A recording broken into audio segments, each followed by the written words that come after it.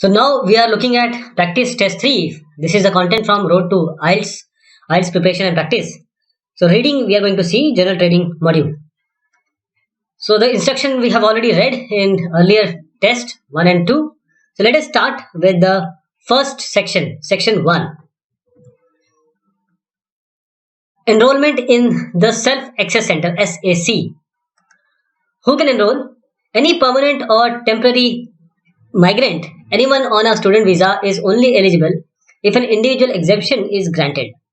Where to enroll? The Advanced School of English, 4th floor, J Block, Main Campus, 120 Portsmouth Road, Portsmouth. How to enroll? Ask at the S Hall Inquiries Counter, room 404, 4th floor, J Block. What does it cost? 0.50 per hour for holders of concession cards, 1 per hour for permanent visas, casual, and 5 per hour for temporary visas. How many hours? You can choose how many hours per week or per month you attend. The concession card is issued to anyone on a permanent visa who wishes to pay for a minimum of 50 hours in advance, that is around 25. All other visitors to the SAC are charged with higher casual fee. What does enrollment in the SAC gives access to or give access to? All books, CD, DVDs, call materials. Call is actually computer assisted language learning. A booking system is used with resources in high demand. Speaking practice with conversation tutors. Monday to Thursday, 11:30 a.m. to 1:30 p.m. and Friday from 12:30 to 3 p.m. Word processing is a self-paced internet-based program. Tuesday 9 to 3, Wednesday 1 to 3, and Thursday 9 to 3. Who can help? The SAC manager and SAC facilitators, who are also SOL teachers. They are on duty every day from 9 to 3. Procedure: first enroll as above. Register your attendance at the SAC information desk when you arrive, and please note you pay for minimum of 2 hours each time. So use the SAC any day or time that suits you. So we have question 1 to 4. Complete each sentence with correct ending A to H below. Write the correct letter A to H. In the box we'll write and we'll try to match it here only. Students on a student visa need special permission to be able to. This is H. Use the SAC. Students who want to enroll in the SAC should. The answer is B. Go to room 404 in J Block. Only permanent migrants can purchase a concession card. Temporary migrants must pay. Now let us answer question 5 to 9. True, false, and not given. So the tutors who take conversation groups are not paid. 5th, this is not given. 6th is conversation tutors are unavailable on Wednesdays. 6th, this is false. Students cannot access the word processing program on Wednesday morning. 7th, this is true. The SAC facilitators are also teachers at the Advanced School of English. This is not given. Students cannot use the SAC for more than 2 hours at a time. 9th, this is false. They have to pay for 2 hours. This is energy saving tips. Home appliances. Refrigerator. Turn the thermostat down so that your refrigerator temperature is above 3 degrees centigrade and the freezer is as close to minus 16 degrees as possible.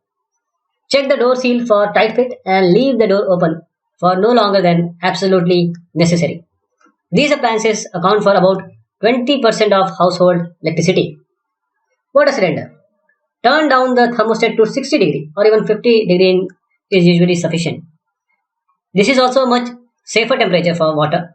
It reduces the likelihood of a household member getting scalded when using a hot tap. Then washing machine. Use cold water around 20 degree. Anything less than 15 degree is too cold and won't get your laundry clean.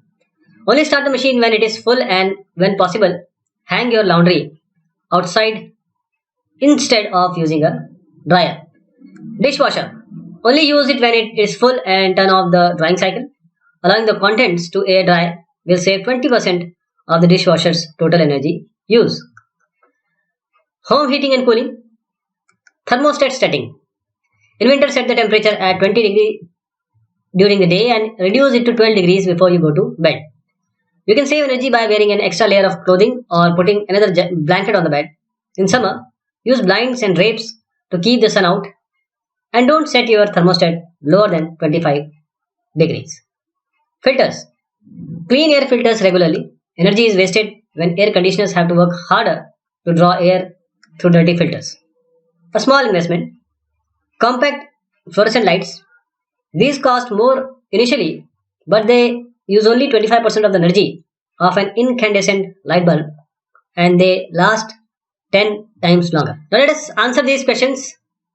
Complete the sentence below. No more than two words or a number from the text for each answer. So the most energy efficient temperature for ensuring food stays frozen is, the answer is the 10th one, that is minus 16 or minus 16 degrees.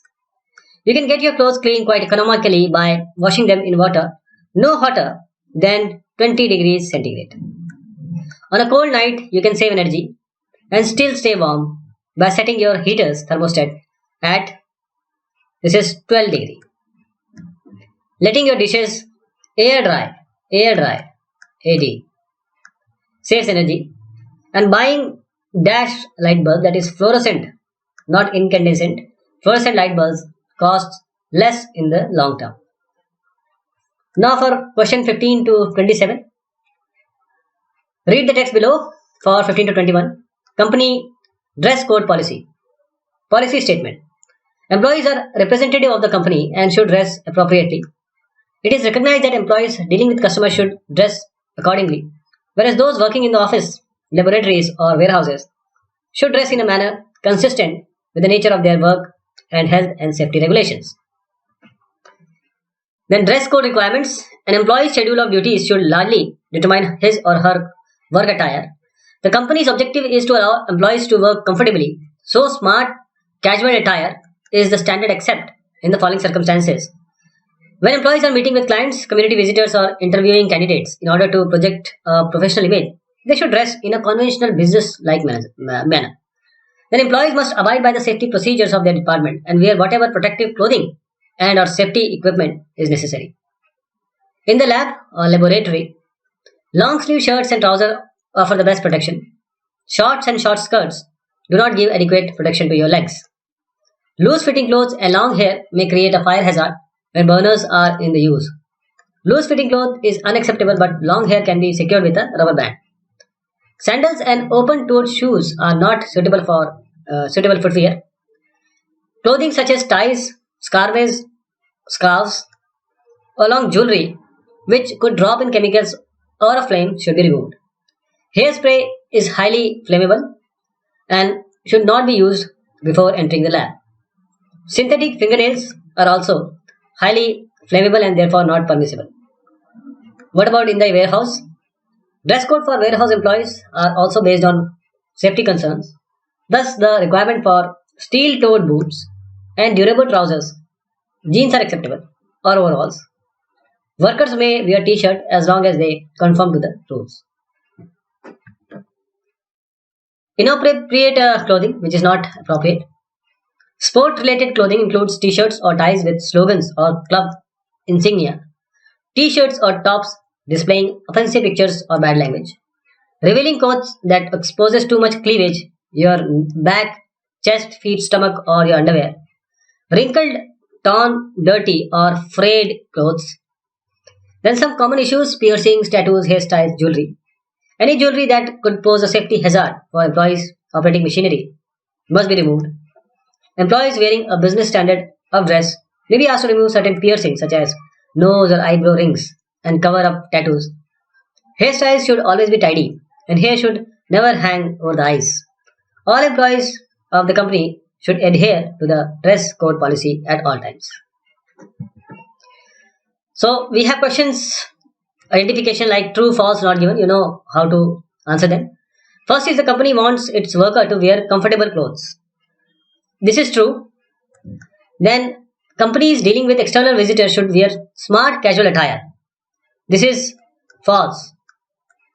Lab workers must keep their fingernails short. This is not given. They are told that the finger or the nail polish is a problem or flammable, so it shouldn't be there. But they haven't said anything about fingernails, short fingernails. 18. This sturdy footwear is compulsory for warehouse workers. This is also true. Iron footed. Then clothing should always be clean and pressed. 19. This is also true. Machine operators must remove all jewelry. 20 is false. Employees who come into contact with customers must not have visible tattoos. This is true. Then we have questions from 22 to 27, and the content is like this. Customer service tips for handling complaints. Many complaints are made by telephone. In this case, there is a simple 7-step procedure to follow. At the outset, you should make a note of the person's phone number and explain that you have done this in case the call should be disconnected for any reason. Getting cut off is a major source of upset and distress. So, demonstrating that you have guarded against this is a positive first step. This is especially important if the customer has been transferred, made to wait, or if there have been previous attempts at resolving the problem. State your name clearly because the customers are tired of automated answer phone menu systems and anonymous voices at the end of the line. You should also provide the customer with your direct line so that he feels he can make contact with you quickly and easily in the future. Establishing fast personal responsibility in this way is another positive step. Explain the customer that you will deal with the issue until it is resolved. You make a personal commitment to do this, lightens the pressure on a frustrated customer. When you have done this, just listen. Be sure to listen with the empathy and feeling and let the customer unload his problem. He is most likely feeling very angry and exasperated, and you can help him calm down and make him feel better by listening patiently and trying to understand how he feels. Take notes. Get the facts and write them down, and even if it takes time. The customer will appreciate this as it shows you are treating his problem seriously and with respect. Asking the person to focus on the facts can also help diffuse an emotional situation. If the complaint is justified and shows that our company's product is defective or our service is to blame, then you should immediately acknowledge the problem and unreservedly apologize. Finally, quickly move on to the settling the issues. However, it is a mistake to guarantee remedial action or compensation that you or the company will be unable to deliver. So this is the flow chart. We have to complete the flow chart. No more than 2 words can be written. So let us start. Step 1 is write down the callers. First is we have to write the callers. 22nd is telephone number. This will be telephone number TN. Then give your own name and direct line DL. Then promise to see the problem through to the end. 24 is just listen or listen patiently. Listen patiently. 25th is take notes TN. If the company is at fault, accept and apologize. Apologize. Try to resolve the situation, but don't promise what you can't deliver. D. Then section 3. The availability of groundwater has always been taken for granted by Australians. So groundwater supplies have in prior times been perceived as a resource of infinite bounds. The prevailing mindset was out of sight, out of mind. This has all changed with the modern epoch. Persistent neglect has resulted in numerous complications for groundwater users, and many interest groups have great stake in management and allocation. Over-allocation of surface water and persistent water shortages mean that reliance on groundwater supplies is expected to swell over the coming years. The main point of concern now is whether or not a groundwater source can deliver a sustainable yield. This relies on a proper management of discharge outflow and recharge inflow rates. Discharge occurs when humans extract water as well as through vegetation and evaporation in the atmosphere. Sustainable use therefore depends on more than keeping within the recharge rate. If the humans use water at precisely the recharge rate, discharge through other ways can be adversely affected. Then Queensland has been one of the most active states in managing groundwater supplies. This is because the territory sits atop the Great Artesian Basin Gap, an expansive underwater aquifer. This is a layer of rock, sand and gravel through which groundwater flows. That covers nearly 1/5 of the Australian continent. This resource has long been used by indigenous people and outback communities, particularly in time of drought, when the surface water could dry up for hundreds of kilometers on end. Since farmers at Caribbee pioneered the use of bores, hole drill deep in the ground in the country, the number has spiraled beyond sustainable levels and caused water pressure and flow rates across the region to decline. Furthermore, estimates indicate that 80% of gap outflow is wasted because of the inefficient and outdated delivery systems. Open drains used to keep livestock hydrated are a particular scourge. Much water is lost due to seepage and evaporation. A number of initiatives have been undertaken to help stem this problem. The Queensland government declared in 2005 a moratorium on issuing new licenses for water extraction from the gap. A strategy group known as the Great Artesian Basin Consultative Council has also published a management plan that involves capping some bores to prevent further declines in pressure and rehabilitating hundreds of other bores and bore drains with troughs and polyester piping to prevent water seeping into the earth. It is now also apparent that corruption of groundwater supplies by humans is going to be an issue to contend with. In 2006, thousands of Sydney residents had their groundwater usage curtailed due to industrial pollution of the Botany Sand aquifer. Bore water for any domestic purposes have since been off limits due to the chemical seepage from an estimated 8 industrial sites. Nevertheless, groundwater plans continue apace. Development of controversial desalination plant has been postponed indefinitely, while the feasibility of exploiting two aquifers near Sydney is explored. Authorities intend to use the aquifers to provide up to 30 gigaliters of water a year during dry spells and then leave them alone to replenish during higher rainfall years. But the proposed scheme is riddled with difficulties. Low flow rates are hampering extraction. Replenishment rates are lower than expected, and salinity imbalances caused by the procedure could wreak havoc in efforts to preserve wetland, flora, and fauna ecosystems that rely on plentiful, clean, and steady supply of water from the aquifers. Then, it is not too late to turn groundwater into a sustainable resource. Groundwater is renewable through surface runoff and at a slower rate in organic springs where it is literally drip fed through rock on its way to the aquifers. At present, however, experts believe excessive amounts of groundwater are being squandered on aesthetic projects such as keeping parks, gardens, and golf courses green. Aside from more judicious use of groundwater, many experts also believe that we need to look at harnessing other potential sources in order to meet our water needs. During raining seasons, for example, urban areas are inundated with storm water and flash flooding that could bring cities to a standstill. Better storm water control mechanism could potentially capture and preserve this rainwater for use at a later date. So let us answer these. Choose 4 letters A to J, and the writer mentioned a number of uses of groundwater in Australia. Which 4 of the following uses are mentioned by the writer of the text? So first is maintaining recreational areas. This has been told. Then helping sewer system function. This is not being mentioned. Then providing opportunities for underground adventure sport. This is not true. Supporting wildlife habitats. This is correct. Storing excess amounts of surface water in cities. This is also not told. Naturally removing salt content from water. This is also not given. Personal household use. This is being discussed. Forming hot springs for bathing. No. Providing water for animals. Yes, this was told. And dumping toxic waste products. This was not being mentioned. So these are the four one A, D, G, I. Then do the following statement agree with the information given in the text? True, false, not given. Australians have always seen underground as a precious resource. This is false.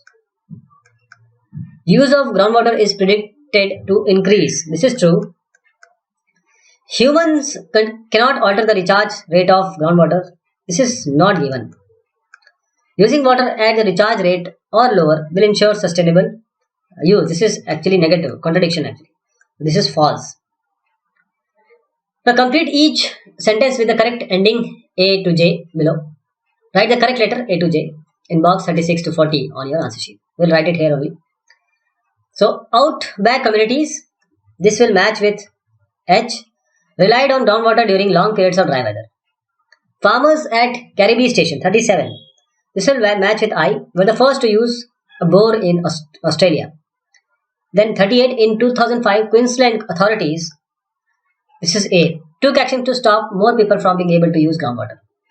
39, The Great Artesian Basin Consultative Committee, 39, will match with B. Released a plan to improve bores and lessen wasted water. 40 is some residents in Sydney. This will match with G. Were prevented from using groundwater due to contamination. So, this was practice test 3 general training. Thank you so much. Take care.